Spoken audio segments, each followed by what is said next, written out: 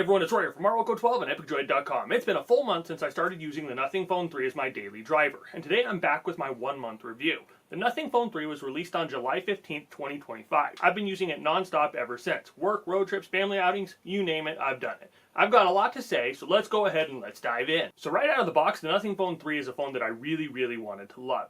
This is probably the most fun that I have had with a new device in a long time. The design is absolutely unique. That transparent back, the asymmetrical layout, the lights, the quirky glyph interface, it's just fun. It really stands out in a sea of phones that all basically look the same, and it was nice to have something new and different. So holding it in your hand feels great. It's solid, it's well balanced, and the materials feel premium without being overly flashy. But the second people lay eyes on that back, it definitely grabs their attention. I had more than a few people ask me about the device just based on how that back looks. So let's talk specs. It features a 6.67-inch OLED display with a resolution of 1260 by 2800 pixels and a 120 Hz refresh rate. The screen is crisp and vibrant, and it holds up really well both indoors and outdoors, even in direct sunlight. The phone is powered by an octa-core Qualcomm Snapdragon 8S Gen 4 processor that's capable of speeds of up to about 3.2 GHz. It comes with your choice of either 12 or 16 gigs of LPDDR5X RAM paired with 256 or 512 gigs of internal storage. And then there's the battery, a 5,150 mAh powerhouse that's been a pleasant surprise.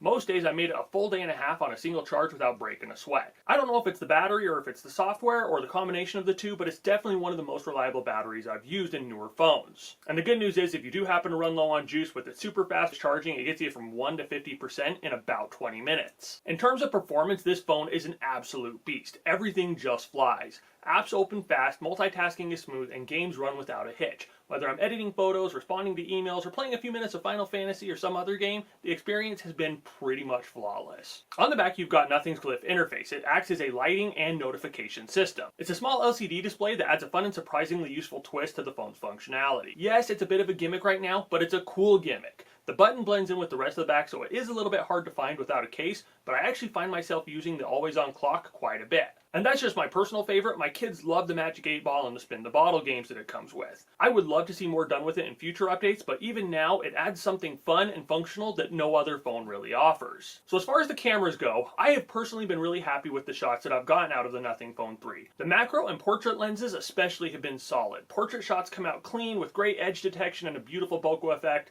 and the macros are surprisingly detailed. Now, being completely honest, it's not the best camera on the market, but it's consistent, quick to launch, and it takes great pictures in everyday scenarios. You really don't have to work hard to get a good shot, and that's what really matters for me. Now, as much as I love this phone, it's not perfect.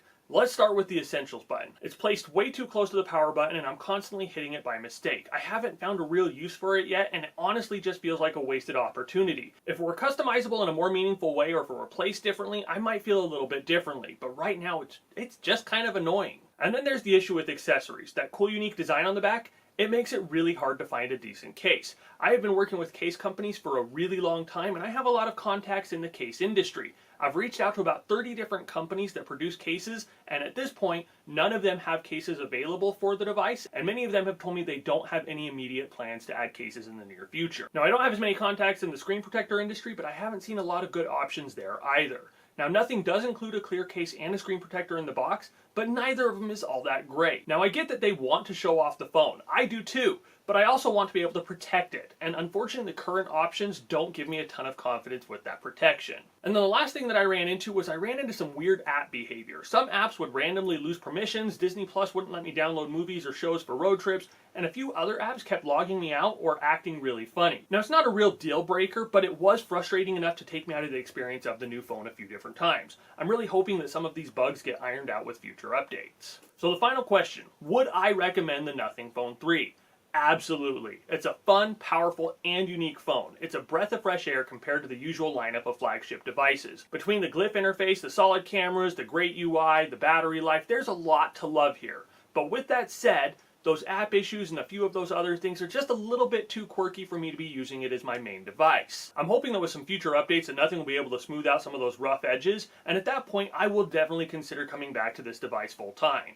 So if you're looking for something that's different, something that stands out, and something that performs amazing, the Nothing Phone 3 is 100% worth checking out. But just keep in mind that not every device is perfect, and there may be a few things that act a little bit weird from time to time. So if you guys have any questions about the Nothing Phone 3, about my experience, or about any of the things that you've seen on it here today, please feel free to leave a comment in the comment section down below and I'll reply as soon as I'm available. If you've enjoyed this video, if you want to see more like it, please remember to give us a thumbs up and to share it with your friends. And as always, I just want to tell you guys thank you for watching, thank you for all your support, and you all have an awesome day.